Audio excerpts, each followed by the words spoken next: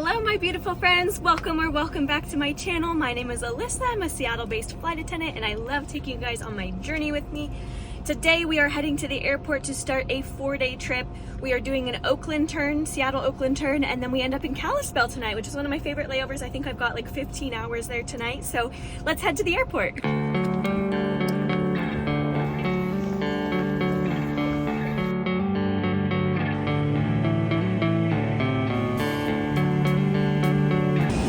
I made it to my gate. I'm down just waiting for the plane, but it looks like the plane that we're taking over is a little bit late, and there's medics out here on the spot, so I'm just waiting to see what happens and I'll let you guys know.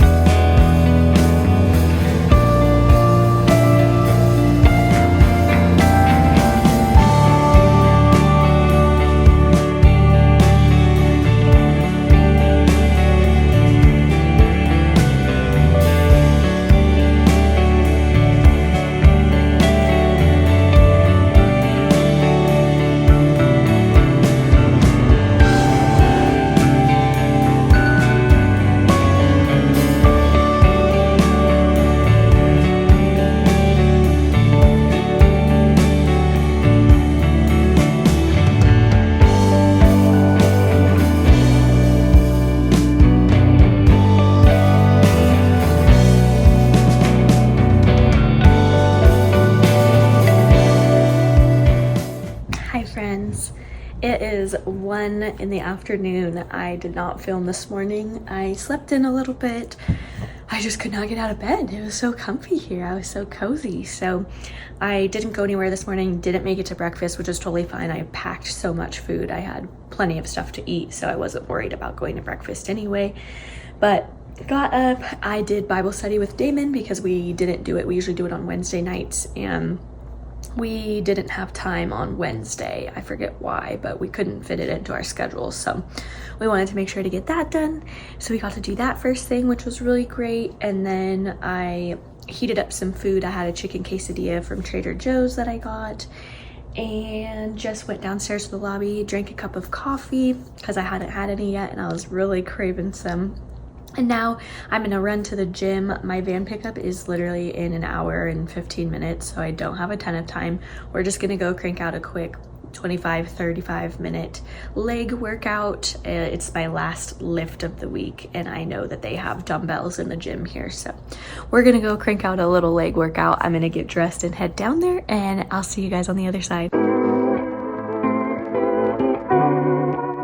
I just got back to my room, friends. I left my phone in here to charge, so I didn't record any clips, but I just did a quick leg day.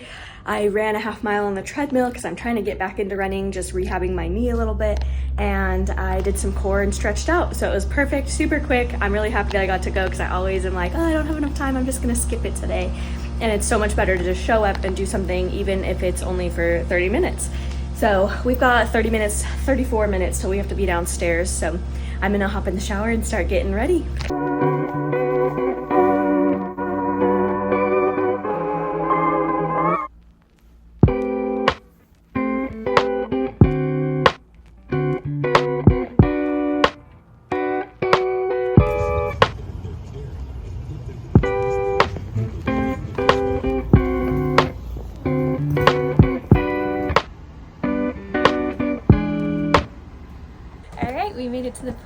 are starting flight number 1 of 4 today. We are just headed back to Seattle for this one.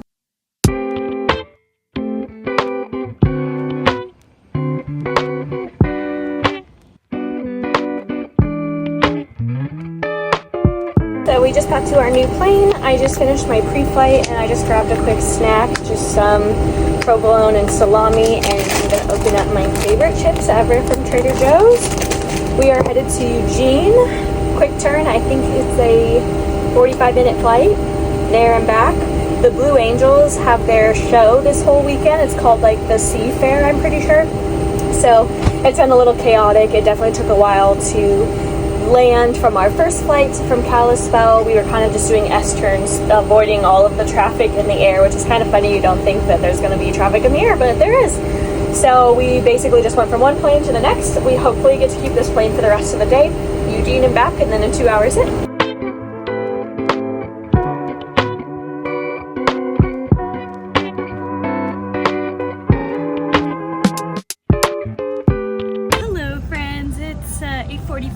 We landed about 20 minutes ago. Let me go turn off the music 1 second. Okay, I'm back. We've been on the ground for about 20 minutes. The rest of my crew went inside. We are getting a new flight attendant. My other flight attendant, she's done with her reserve days, so they're sending her home. And I think I'm getting someone who's way more senior than me, so we'll see. But everybody else went inside. I'm just hanging out on the plane. I'm not super hungry right now. I'm eating some applesauce, and I might have dinner in a little bit. I could just heat it up in the oven on the plane, but someone has to stay on the plane in order for the door to stay open and the ramp to stay up. So I'm just kind of waiting for my pilots to get back so that I can get off and walk around and just get some fresh air. But I'm not in a rush. I've got my book. Oops, I just bent it. Sorry, Damon, borrowing your book. Never finished reading it, really loving it so far. But I'm just gonna sit here and read this, eat my applesauce, drink some water, and hang out. We've got like 2 hours. I think we leave at like 11 tonight because we land in Redmond Bend around midnight, right around midnight. So another late night, but we're gonna get through it.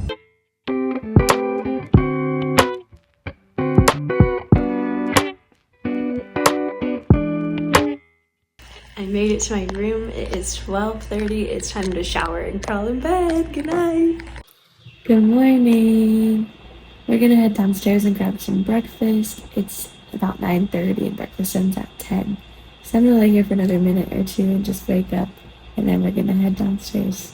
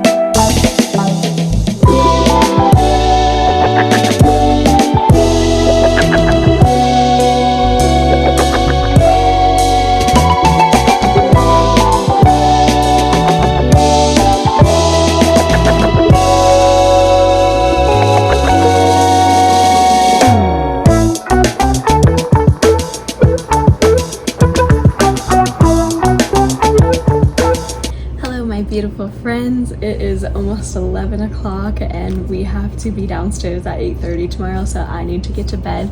But I just wanted to share a couple cool stories with you guys because I feel like I haven't been sharing stories of my flights. I just show like service, and then it's just so much to show. 4 days is a lot, like a lot can happen in 4 days, and I try to keep these vlogs shorter. Some of them end up being longer, so I think I've been trying to shorten them a little bit, and I haven't been sharing like any stories, so I wanted to share some with you tonight just because this is like why I love my job. But story number 1 is we were on flight number 2. We were going from Seattle to Missoula, and I had a family in the front row with a boy who was going into 8th grade. I found out right away when he walked on my plane. He looked me in the eye and he said, "Hello, how are you doing today?" And he waited for my response. I said, "I'm good, how are you doing?" He said, "Good, thank you." And he goes and he gets set up in his seat and he gets buckled right away, and he's paying attention during the safety demo,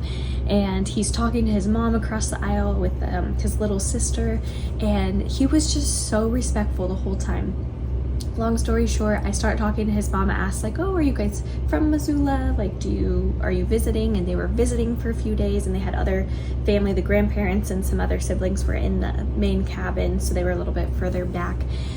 But I just started asking them questions, and he was so sweet. He would look me in the eye, he would ask me a question, he would say, "What's your dream job?" And I would say, "This is my dream job." I said, "What's your dream job?" He's like, "I don't know what I want to do. I might want to do a few different things." And I said, "That's great. You have so much time to try all of the things. You're at such a young age." And I asked him what his favorite subject at school was and what, like, he did extracurricular, and he said that he was really into swimming and he was trying to make the varsity team by freshman year of high school, and so I got to encourage him in that. But we just had this conversation the entire flight, and he just eye contact, paying attention, listening, asking me questions. He asked me if I could live anywhere in the world, where would I want to live? And we started talking about Disneyland and our favorite rides at Disneyland. And it was just so cool because you don't meet a lot of kids that age, 10, 11, 12 years old, that can hold a conversation. And he was so well spoken, he was so respectful. I told him at the end of the flight, I said, "I thank you so much for a great conversation. It's so refreshing." I said, "Not a lot of kids your age would be able to hold a conversation like that, so thank you so much. I really enjoyed our conversation. I hope you guys enjoy your time in Missoula." And he was like, "Thank you so much." And I told him that I was moving, and he goes out the plane and he turns back, he says, good luck with your move, by the way." And it was just so sweet. I was like, wow, like, it's so nice to see tiny humans that know how to have a conversation with people and treat people with respect and listen. It's not a skill that a lot of kids in that age group have, unfortunately, just with iPads and phones and social media and all of the apps and games and things that we're constantly distracted by. So it was so refreshing, and that was really cool. So that was my story number 1, and I really enjoyed that. And story number 2, I wanted to share with you guys because it definitely felt like a really big God moment for me. And it's okay if you don't believe in God. I still want to share this story anyway because I think that it's really cool, and this is an example of how God operates, at least how I view it in my life. And so I had a passenger who was traveling by herself for the first time from Missoula back to Seattle, and she was visibly shaken. Like, she walked onto my plane and she was shaking in her britches. Like, she was just so nervous. You could just tell by her body language. And it turns out that she's also epileptic as well.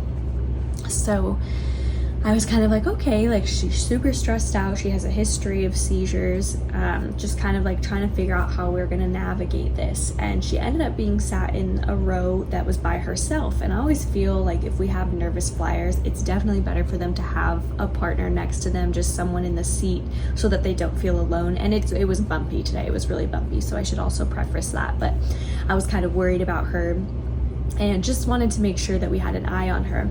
So I'm trying to see, I called my other flight attendant, I'm trying to see if we have anybody that's non-revving on the flight, which means like any other flight attendants or pilots who aren't working our flight that might be just traveling back to Seattle. But we didn't have any, because I was like, oh, I could stick them there and they could keep an eye on her and just make her feel comfortable and safe. But we didn't have anybody, so I was trying to brainstorm what to do. And I had this voice in the back of my head say, move her to first class. And I had one open seat in first class that's literally in the first row that faces my jump seat. So it's like the closest seat to my jump seat. So I was like, okay, I kind of was waiting to see if anybody else was going to be sitting in that seat. We didn't have anybody. So I asked the gate agent, because we're not supposed to move people from the back of the cabin to the front. So I asked them, I was kind of nervous because sometimes they get upset about it. I said, is it okay if I move this passenger from this row up to the front, because she's a little nervous and she has a history of seizures, and I'd like her to be closer to me so that she can just feel more comfortable. And they said, absolutely, if you guys are okay with it, we're good with it. So I go and talk to her and I say, hey, you have this whole row to yourself. If you're comfortable here, that's totally fine. But if you'd like to move, I have a seat in first class right in the first row next to me, if you would feel better about that. And she immediately was like, yep, I want to do that. So she got up She came, she had to be in her 20s as well, and she was around my age. And so she came, she sat in the front seat, and she had all of her medications and stuff with her. And I asked her, is there anything that I need to know that I can be able to, better assist you in the event of a seizure? And so she gives me all of the list of instructions of what to do in the event that she has a seizure, what works for her. And so I was like, okay. And as I look over the passenger next to her, I kind of wasn't paying attention to him because I was so focused on making her feel safe, and we're trying to close the boarding door and get out. But I wanted to make sure that everything was going to be okay with her before we closed the door. And he starts shaking his head and nodding, and I look over at him. He was like, I completely understand, my mom is epileptic. And I was like, wow, Lord, like I felt him say that I was supposed to move her to the front seat, and here it is, someone who knows exactly what she's going through and is able to assist. And he immediately reached out and introduced himself to her, and he was like, I've got you if you need anything, like I totally know how it goes. And just like immediately you just saw her just feel at ease. And so that was really awesome. And then during the whole flight, it was super bumpy in the beginning, so I could see her like gripping the seat, a little bit nervous. And so I just was asking her questions about herself, and she was sharing with me about her dogs and her life and her husband and all these things. And the passenger next to her, he would chime in as well, and he was so kind and so sweet.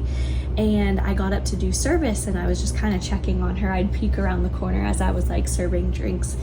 And the two of them just started talking the whole time. It worked out so well. They were just having a great conversation. Like you could totally see her body just physically like relax and just feel at peace. And they had a conversation, and they're talking, and I'm just smiling like, wow, Lord, like thank you so much, because it made me feel at peace knowing that someone was there with her, making her feel comfortable, and I didn't have to be watching her every second worried that she was gonna have a panic attack or a seizure or something like that. So it was nice that I got to be aware, but have someone that I felt like could also help out and just kind of be there when I was serving other passengers.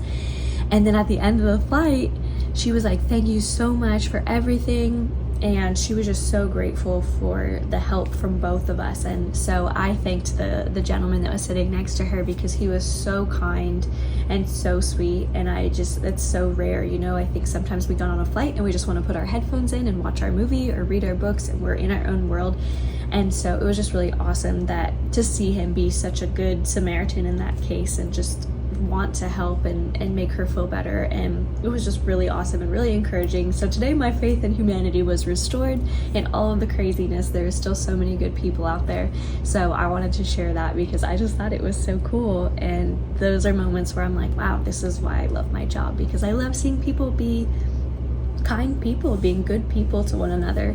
And it does happen. It feels rare sometimes, which is unfortunate, but I absolutely love moments like that. So I wanted to share that. I know that's kind of like a long-winded story, but I think it's important to share those things too, so that you can be reminded next time you guys travel, or just like interacting if you take the bus or the train to work, or when you're sitting in traffic, to smile at the people next to you. Like everybody gets so stressed out, and life is hard, and everybody's going through their own things. And so it's so important to like step outside of ourselves and encourage someone, or smile at them, or make them feel seen or heard or safe in some way. It could be so small, it could be big or small.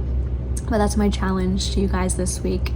And I like to keep it real. So I am gonna go get ready for bed, and I'll catch you guys in the morning early.